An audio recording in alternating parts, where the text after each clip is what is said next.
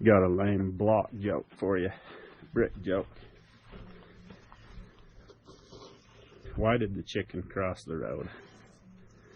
Because it heard there was a guy over there laying brick.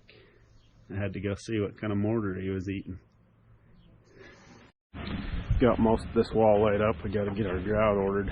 So what we do is we can go through and count up all the H blocks, the corners, and the A blocks, the end blocks for the gate area. So we got to count all those up separate from the rest. So they are 75 block per yard for the.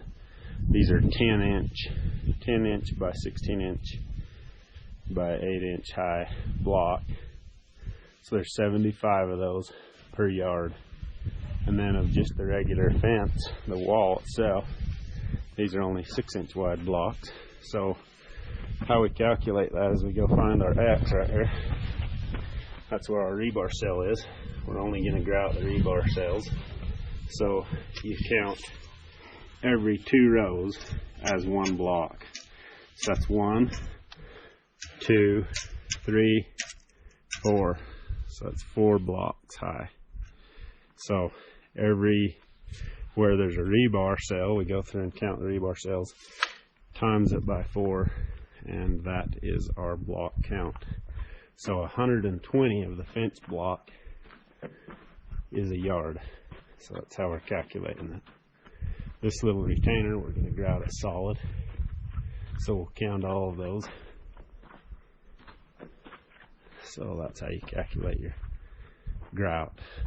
And then give yourself a little buffer. It's possible that we laid a bond by a rebar. It might run a little sideways every now and again. So we'll just make sure we got half a yard or something left over, just to make sure we don't run low. Okay, here's what I did for my way I calculated this out. Okay, so I had 15 columns right here, 15 columns, and there's 8 rows high.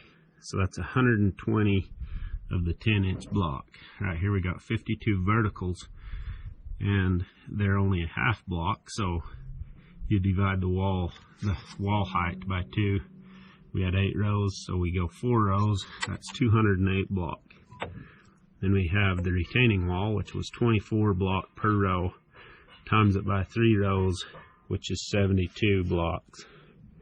Then you have a total, when we add these, we add the 208 and the 72, we have a total of 280 block. Divide it by 120 block per yard, that's 2.333 yards. And then we do our columns, so we have 120 block in our columns. There's 75 block per yard, which is 1.6 yards. And then we take the 2.333 and the 1.6, add them together, that's 3.933, that's basically 4 yards.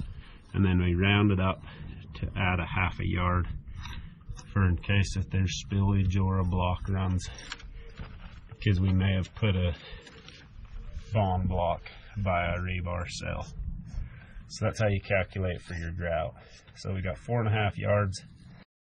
A short load in this area is 5 yards. So what they quoted me was $930.16 for 4.5 yards, and $948.54. So it's about a little over $18 difference between 4.5 yards and 5 yards.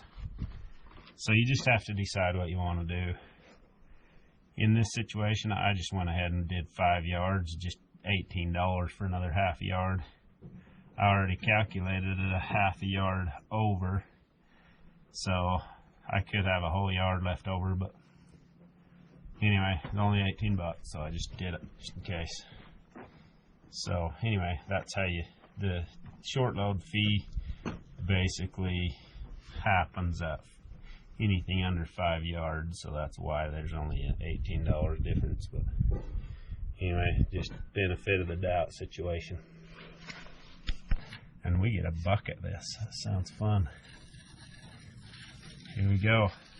On the top of these walls, I like to just paint it right there where the rebar cell needs to be, where it's going to be grouted.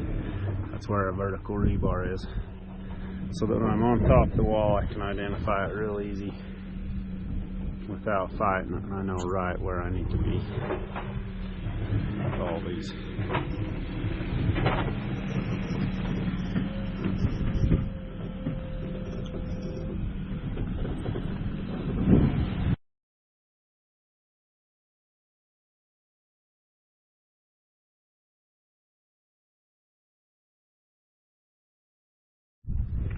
Okay, we've got all our rebar stabbed in the wall, so we are ready to pour. Concrete should be showing up any minute. Got our rebar, horizontal rebar in there for this retaining wall.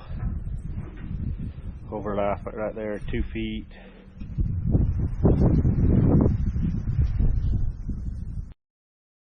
I did want to mention to you guys the way you decide whether or not to bucket it is you have to decide how big your crew is first of all, so you're trying to get to where you can get that concrete out of that truck within an hour or maybe a little longer, just so they don't charge you truck time, because if they do, if it gets to where they're charging you truck time, it's not worth it. You might as well just order a grout pump and pump your concrete.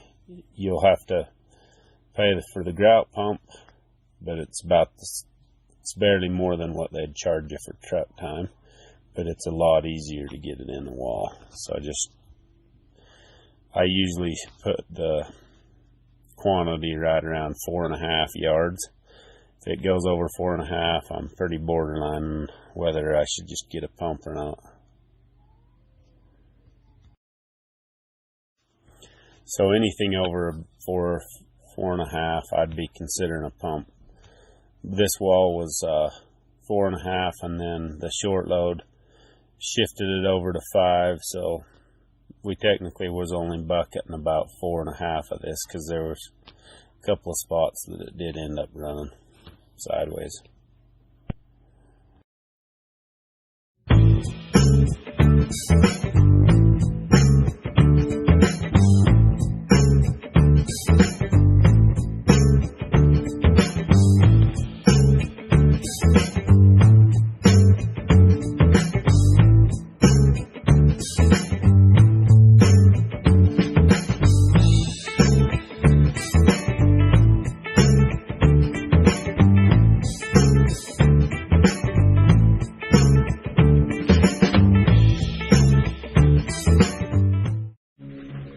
Right here it did 2 cells wide in part of it.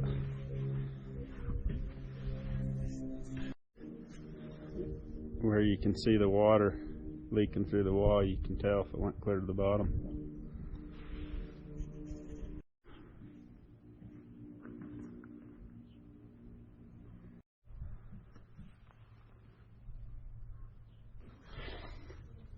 If your grout comes over the wall and kind of piles up, this dirt's a little bit high right against the wall, but if we don't clean that off, it'll make an ugly mess. So let's clean it up.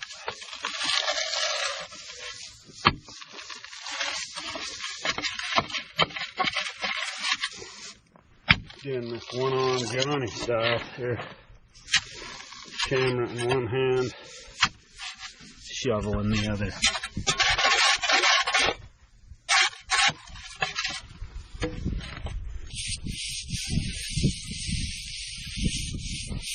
And there's me videoing him. Kind of tall and beefy. Got this thing all grouted up, cleaned up. We had to kind of wash this a little bit. We got a little sloppy right there. You can see that it ran into the next cell, so we didn't keep our bonds away from that rebar cell. That's the reason why you add just a little bit extra, just in case if you do that.